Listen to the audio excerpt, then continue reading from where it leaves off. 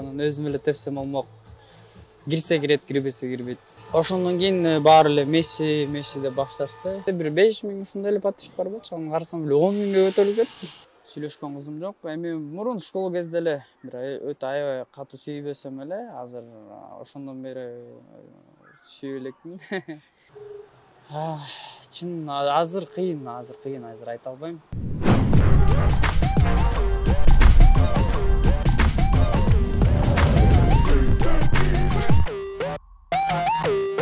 Саламатсыздарбы, урматтуу Кактус редакциясынын жалпы окурмандары, катталуучулары, саясат эле эмес рубрикабыздын кезектеги коногу Кыргызстандын футбол боюнча улуттук курама командасынын мүчөсү, буга чейин Кайрат клубунун дагы оюнчусу болгон, биздин жаш футболист, биздин кыргызстандык Месси деп да коюшат. Биздин студияда конокто Гүлжигит Алыкова. Саламатсыздарбы? Саламатсызбы? Алгач маегибиз үчүн макул болгонуңузга ыраазычылык билдиребиз. Кандай жүрөсүз, эмне кылып атасыз? Кафа турниринен кийин эс алып атасыңар? Чынын айтсам, ошол турнирден кийин менде операция болгон. Көптөн бери ушул мурдумду карабай, ошол мурдум бүтүп, анан операциядан кийин азыр жакшы болуп калдым. Кахрамон Халматович деген жакшы лор врач операция кылып, ошондон кийин бир 10 күн ушул эчтеке кылбаш керек, машыгуу кылбаш керек деп мага ушундай жазып берген. Ошондон кийин азыркы кече күндөн баштап тренировка кылып, толук кандуу катыша баштадым. Кафа бүткөндөн кийин эле операция болдуңузбу? Кафа бүткөндөн кийин эле ошол операция болуп калдым. Жакшы. Сизди кыргыздын Мессиси деп коюшат го. Бул кандайдыр бир кошумча жоопкерчилик туудурбайбы? Бул каяктан келип чыкканын билбейм.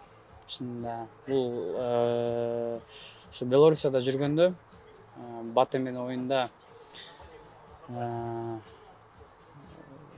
видеону коюп койсоңуздар болот. Ушул бир 4 игрокту же 3 игрокту ушинтип өзүм полямдан ошолордун полясына чейин барып пас берип койгом. Голевой пас бергенде ошону көрүп аябай баары таң калышып, анткени анда мен 19 жашта болчумун.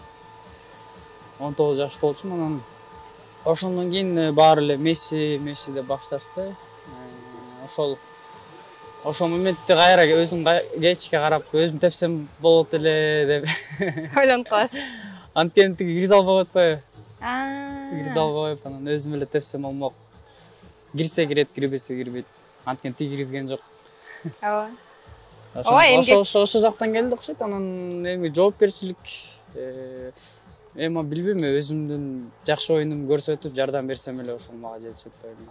Негизи жагабы бул кыргыздын Мессиси деген? Жок, албетте жагат, анткени Месси өзүмдүн жакшы көргөн оюнчум.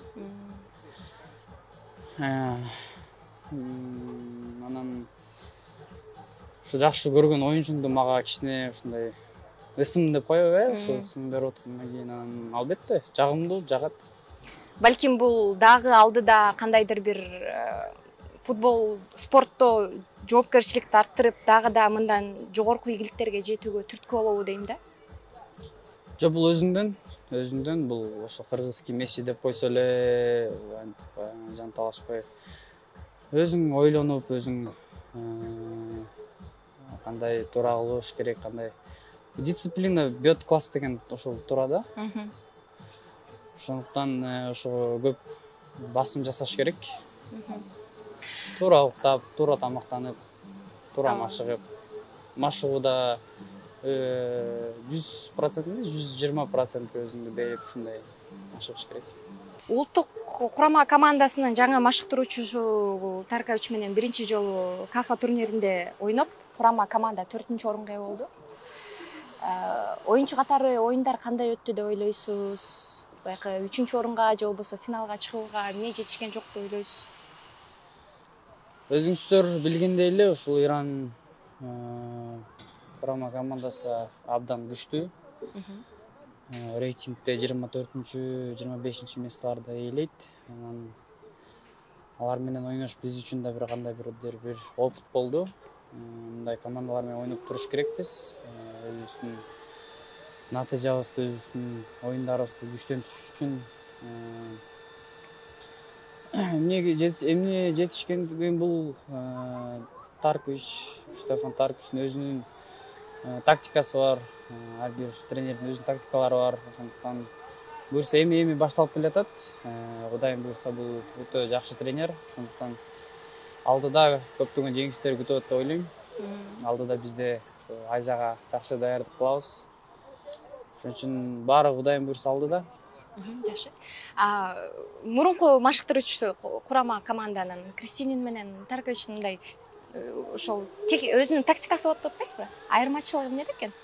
Бул КАФА турниринде байкап көрдүңүздөрбү? Байкай алдыңыздарбы? Эми Александр Сергеевичти көптөн бери билебиз.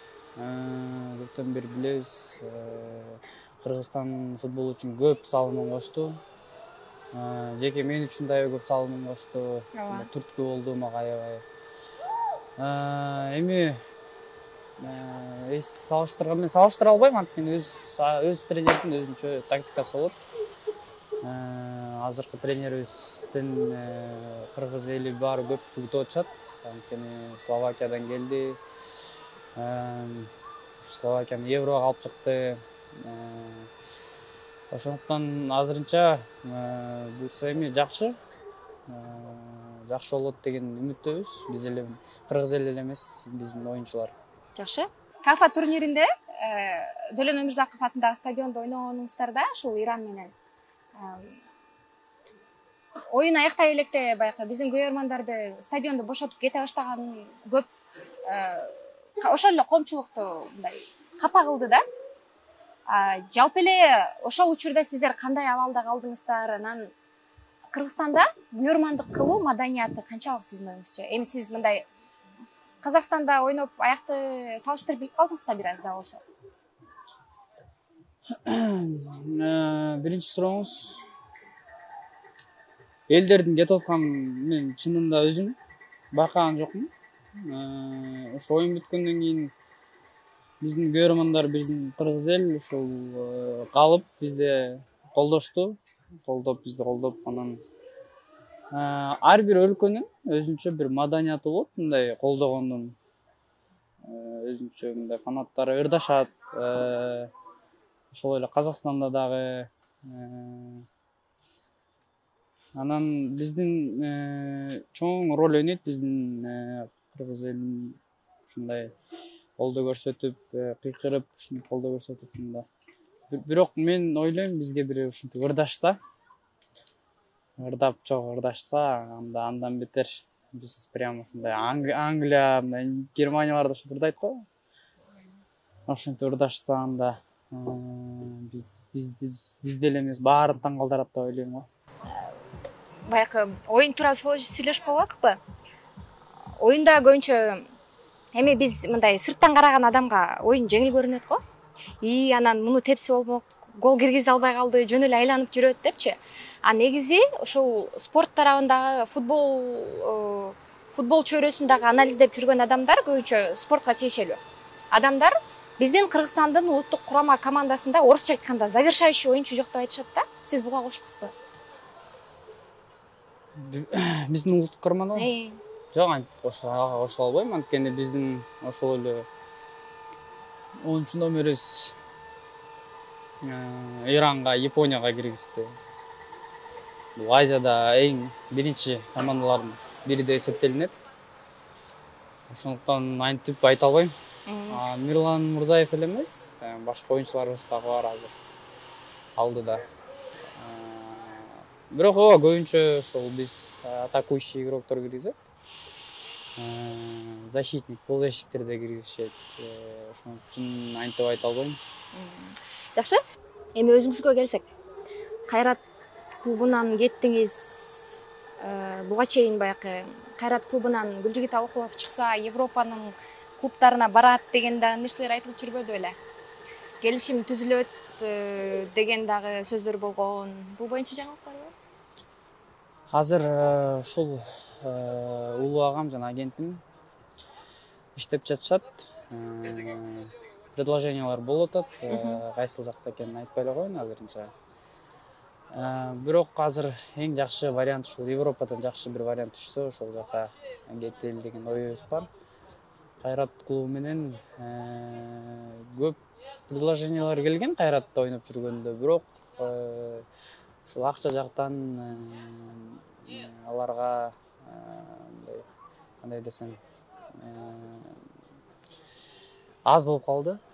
Аз акча берип мага, ошондуктан кете албай калган күндөр болду. Канча жыл ойнодуңуз Кайратта? 2,5-3 жыл ойнодум Кайратта. Кайраттан негизи өзүңүзгө кандай тажрыйба алдым деп ойлойсуз?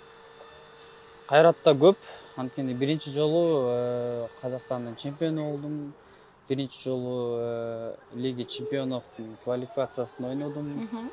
Лиги Европы, ошол эле анан групповой этап Лиги конференцияда ойнодум.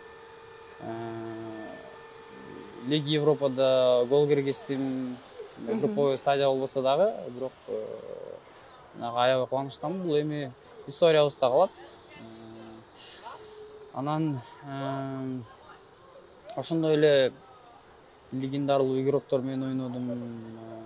Бул мен үчүн аябай көп жеңиштик деп ойлойм, анткени алар Вагнер Лавды айта кетсем, ошо Чемпиондор лигасында ойногон, Лиги Европаны уткан, ошо ЦСКА менен. Ошондуктан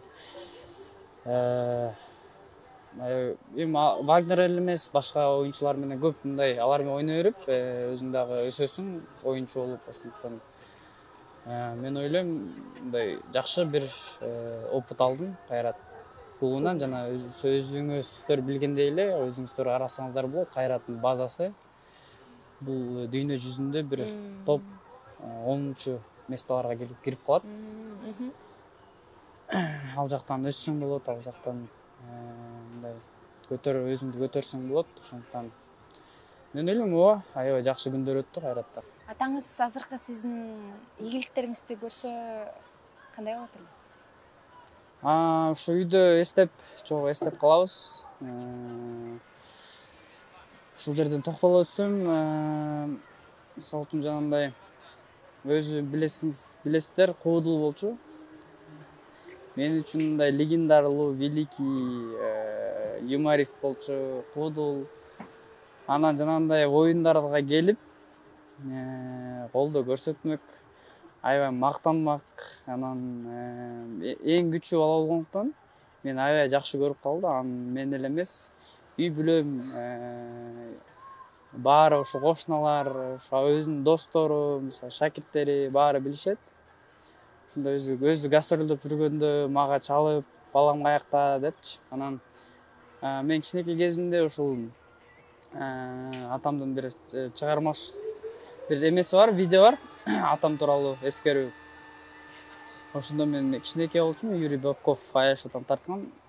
Ошол жакта айткам, эми медальдарымды кимге тагам депчи. Ошондон кийин анан эми азыр медальдарымды апама тагып калдым. Же болбосо улуу тагып коем. Анан эми ушул жана ушундай жетишкенди көрсө аябай бир башкача болмок. Чынында кел балам, бир проектиме акча берчи деп ушинтип калмак. Ошондуктан өзүм дагы кичине түшүнбөй кадыр баркын ал кездечи, 13 жашта болчумун да. Азыр эстеп ошолорду кандай болмок деп өзүмө деле суроо берем. Өзүбүз деле үйдө аябай эскерип, Куран окуп турабыз. Анан айткым келип атат, ушул эмкиде жакшы ойноп, ушу Кыргызстандын жакшы футболисти, эң мыкты футболисти болсом, ошол жерден атамды эскермекмин, атам ардамакмын депчи. Гүлжигит Алкулов спортсмен, футболист болбосо ким болмок? Чын азыр кыйын айта албайм. Спортсмен болбосо башка бир түрлүү спортсмен болмок деп ойлойм, футболист болбосом элечи. Чыгармачыл болуп кетем го деп ойлогом деп атпайсызбы? Чыгармачылыкка жакынсызбы? Балким ырдайсыз? Жок, ырдабайм деле, бирок эми ошол кезде ойлочумун. Эми ал кичинекей кезимде ойлоп, эми азыр ушундай жашка жеткенден кийин кыйын болуп калат экен ойлошондой анткени оюн баары эле ошо спорт футбол болуп аткандан кийин кыйын болуп билбейм, может күрөшкө бармакмын, бокс ошолорго аябай кайра эле ошол спорт кызыгам анан. Буга чейинки баягы Кайрат клубу жөнүндө сүйлөшүп калбадыкпы? Кайраттын мурунку башкы машыктыруучусу Алексей Николаевич менен бирге ойногонсуз. Ошол учурда Алыкул Гүлжигит Алыкуловду ошол башкы Кайрат клубунун башкы машыктыруучусу жакшы колдойт деп айтышчу эле да. Чындыгында эле мурунку оюндарды көрсөң, сиз оюндун башынан аягына чейин основной составка орусча айтканда ойноп калчысыз да. Анан тренер алмашкандан кийин көп андай негизги оюндарга чыкпай калдыңыз. Алексей Николаевич өзү чалып ошол Белоруссияда жүргөндө өзү чакырган. Өзүнүн кандай тактикасы мага аябай жарашыктуу болчу. Айшы айтып атпайм, ар бир тренердин өзүнүн тактикасы болот. Алексей Николаевич кеткенден кийин Кирилл Сергеевич келген, биздин эле кыргызстандык тренер. Кыргызстанда төрөлгөн. Бирок Казакстанда ойноп ушундай болуп калган. Анын көз карашы башкача болду окшойт.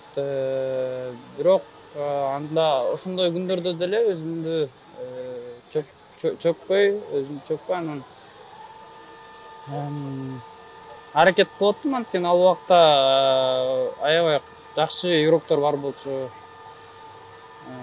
Ошондуктан андай кыргыз казак деп бөлүнбөйт, наоборот мени аябай жакшы колдошчу. Аякта дагы деле көп балдар менен, 1-2 эмес, көп балдар менен жакшы сүйлөшөм. Жакшы мындай мамиледе калганбыз. Ошондуктан мен казак туугандарды антип мени бөлүп ушундай эметтен андайлар, бирок хейтерлер болот албетте. Анан жаман ойноп. Ал бүт эле жерде болот. Ал бүт эле жерде болот экен. Анан бирок колдоо аябай көп болот. Ошол эле Казакстандын, Кайраттын фанаттары, мындай өзүнүн группалары бар.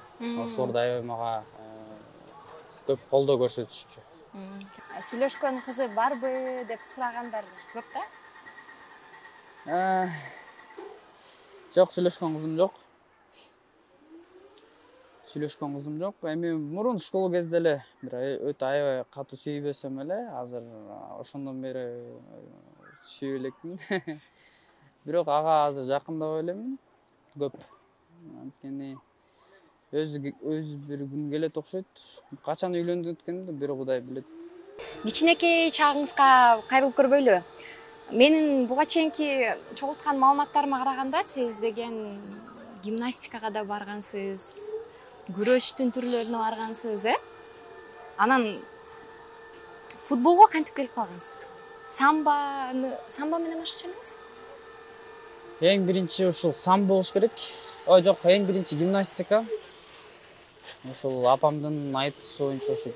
Эми ал кезде кичинекей болуп, анан гимнастикага барып, аябай көп бардым деп да айта албайм.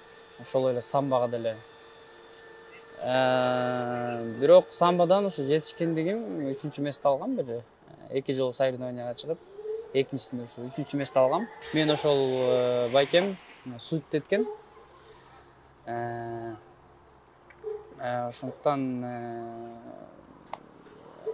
Боха деген Киркамстромдун ынтымагы деген ушундай футбол өткөзүп турабыз. Анткени көптөгөн чоң биздин байкебиз болчу. Ошондуктан аны урматтап, сыйлап ушундай турнирлерди өткөзүп турабыз. Улуу агам да футбол ойночу да, анын артынан барайын, футбол ойногум келип атат деп дегенде, ошол Манас Алыкулов деген шоумен, тамада өзүңүздөр билгендей. Ооба. Ошол экөөбүз колумду жетелеп алып, костюм кийип алып, ошол Дордой академиясына алып барган. Ал жактан бизди мен эң биринчи тренерим Садовский Владимир Мефодиевич тосуп алган. Ошондон кийин футбол ойноп баштап, ал жактан мындай болчу.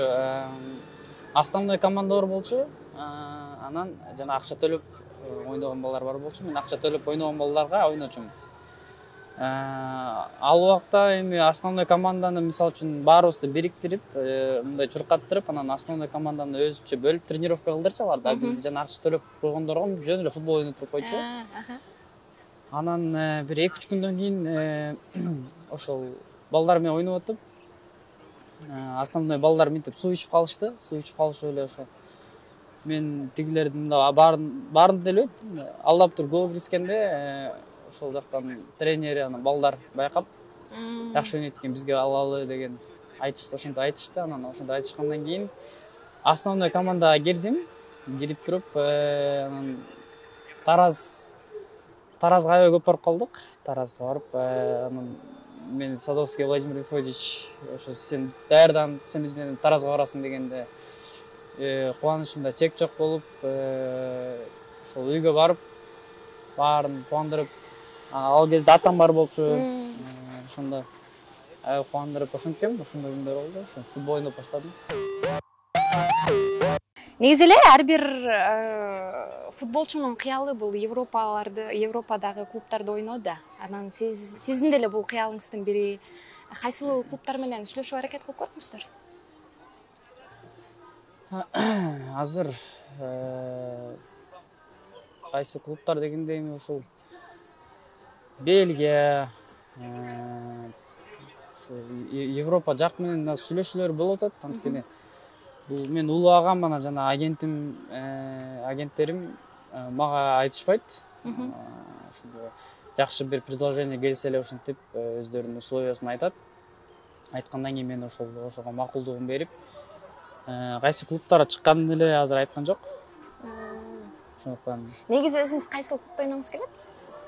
Эми бат эле бир жакшы клубка өтүп кете албайсың да. Анын үчүн өзүңдү Европанын бир орточо, мисалы үчүн клубтарында ойноп, өзүңдү көрсөтүп, анан ошондой көрсөткөндөн кийин жакшы клубтар байкап контракт жиберишет, контракт түзүп, ошондо гана ошентпесек, анан ошо эми өзүмдүн кыялым да ушул Европада ойнош.